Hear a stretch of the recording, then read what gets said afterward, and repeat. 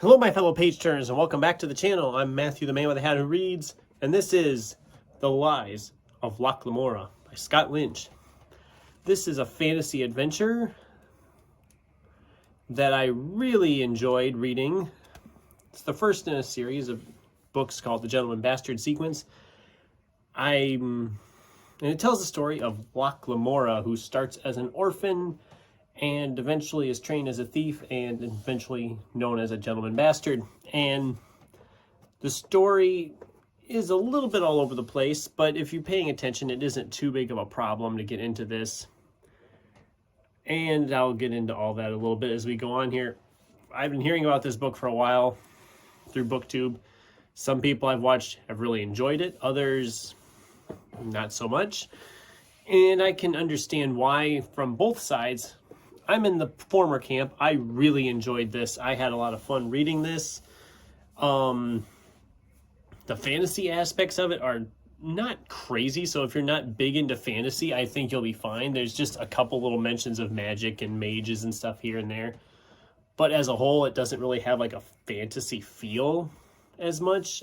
It's more of like a historical thing. I think what people don't like about it, and I could be wrong on this, is when they pick this up, they're expecting a swashbuckling, epic voyage type fantasy, and it really isn't that. It's more contained in this one area known as Kamor, and the end of the book does kind of say, okay, we're going to be kind of going out into the world a little bit more and seeing more of this world, so I'm curious about that. But I've also heard the series hasn't been finished yet, and it's been a while since we've had an entry in the series, so I'm not sure if I want to continue on right away, if I want to continue on at all. That's one of the great things about this book, though. It works really well as just a standalone. There's nothing like terribly left hanging open. I mean, you kind of have like a decent enough ending that it's like, okay, if I didn't read any more of them, I'm not too heartbroken. It's not purposely open like Name of the Wind is. And another issue I know people have had is the structure of it, that it kind of jumps around in time a little bit. We get a lot of flashbacks, a lot of odd meanderings that don't seem to really add up to anything when we're reading until later. And if that doesn't bother you, I think you'll be in for a real treat with this one.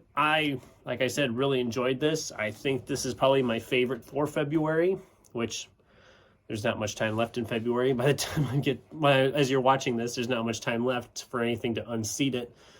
But I'm pretty sure this will be my favorite for the month of February, and it'll easily be in my top 10 for the year. I really, really had fun with this. It's long, but it flew by. I think last night, I read like the last 200 pages last night and yesterday. So it moved right along. And not sure, like I said, if I'll continue on with the sequels. I probably will at some point. But I'm not going to be like, oh, I need it right now. But this was a great book. I really look forward to diving into it again sometime. What did you guys think? Have you read The Lies of Locke Lamora? What were your thoughts on it? Let me know in the comments down below. Thanks for watching, and until next time, keep turning pages.